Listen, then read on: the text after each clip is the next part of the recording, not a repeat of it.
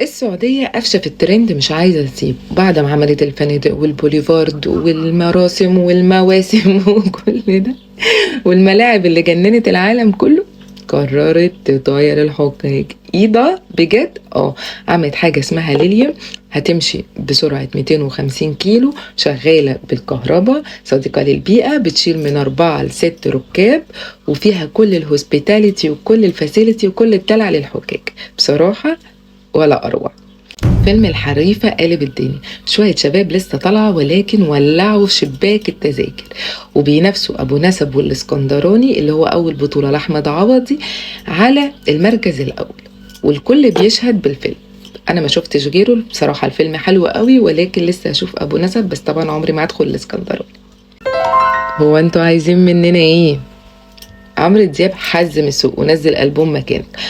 تامر حسني يسكت؟ لا، راح منزل اغنيه ما وحشتكيش، وراح واخد بنته تالية معاه حفله دبي عشان ياخد الترند. رامي صبري يسكت؟ لا، راح منزل شريط النهايات اخلاق ونكد علينا وبيحاول ياخد حته من الترند. تامر عاشور يسكت؟ لا، راح منزل اغنيه هيجيلي موجوع وحزن السوق. حتى هيفاء وهبي راحت منزله اغنيه برضو وخد بالك دي قادرة تسيب، وهنشوف هترسل خناقة على ايه، وكله بيتخانق على مشاعرنا وعواطفنا الجيش. ليلى احمد زاهر البنوته ام 20 سنه دي قلبت الترند الاسبوع اللي فات، وبقى كله قعدت مع البست لحد ما البست دي كانت بتقول اخوها ده جاب لها عربيه، لا ده دي مش عارفه جزمتها مالها، لا دي مش عارفه فستانها بكام، لا دي خدته مش عارفه من مين، لا ده كان بيحب مين. ارحموا نفسيكم يا جماعة، مش كده. وطلعتوا للولد القديم والجديد وكان خطب وكان بيحب وهي مش عارف ايه ده.